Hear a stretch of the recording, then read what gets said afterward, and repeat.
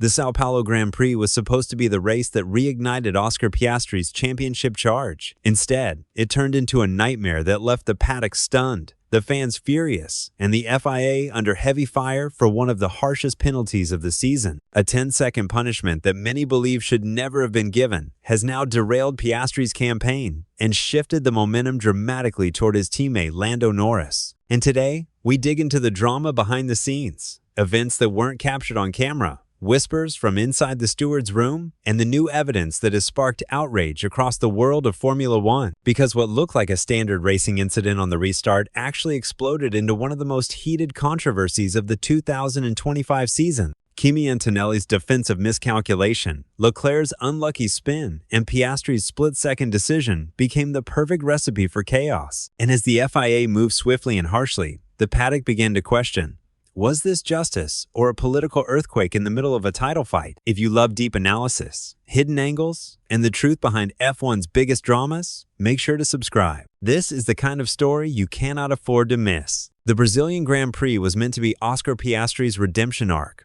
an opportunity to reset his championship bid, silence the growing doubts, and remind the paddock why he had led the standings earlier in the season. Instead, Interlagos delivered one of the most gut-wrenching blows of his career, and perhaps the decisive turning point of the entire 2025 Formula One World Championship. The moment the safety car peeled into the pits on lap 6, everything that followed created a chain reaction of chaos.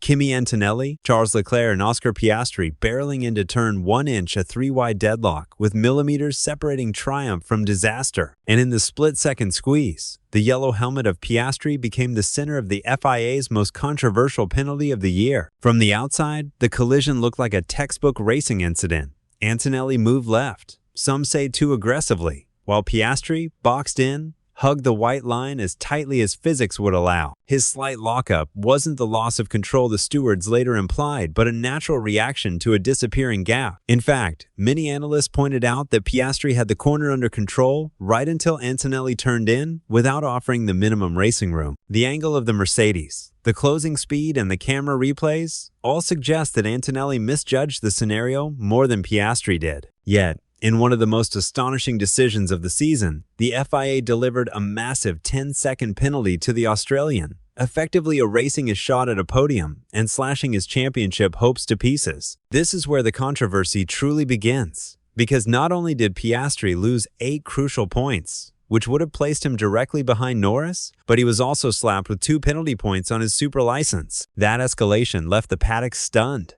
Drivers, commentators, former champions, nearly everyone outside the steward's office believed the punishment was wildly disproportionate. Even Charles Leclerc, the only man whose race was completely ruined, defended Piastri.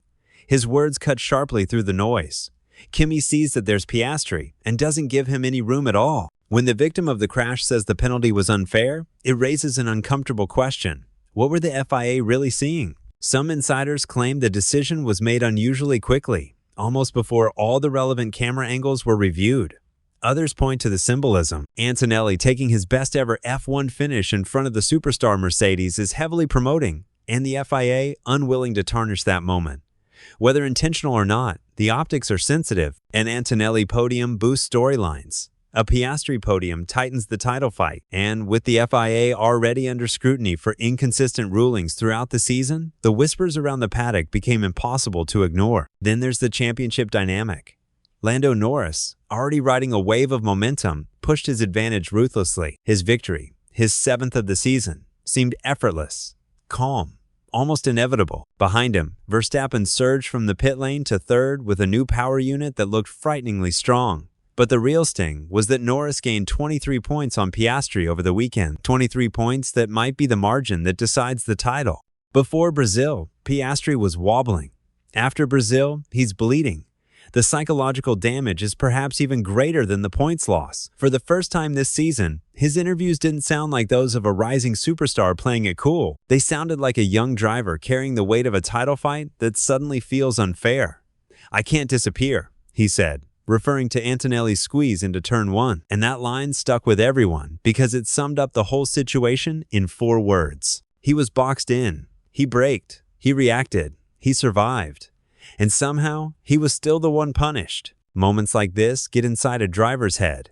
A penalty in a midfield scrap is one thing. A penalty in a championship battle hits completely differently. It makes you second-guess the moves you normally execute without thinking. It changes how late you brake, how much risk you take, how confident you feel when the adrenaline spikes. And when you're fighting for your first world championship, those tiny hesitations can be fatal. Meanwhile, Norris has turned into something else entirely. The Lando who used to complain about bad luck. The Lando who used to crumble under pressure. The Lando who kept finding new ways to lose races. He's gone. What we're seeing now is a calmer, sharper, more mature version of him.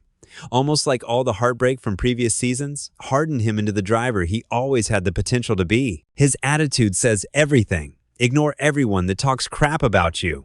That's not a throwaway comment. That's a driver who feels untouchable. He's no longer hoping to win. He expects to, and that mindset can swing an entire title fight on its own. He has momentum, confidence, and a team that clearly believes he's the guy to finish this job. Verstappen lingers in the background, still dangerous, still capable of magic. His drive in Brazil reminded us why he's a multiple-time champion.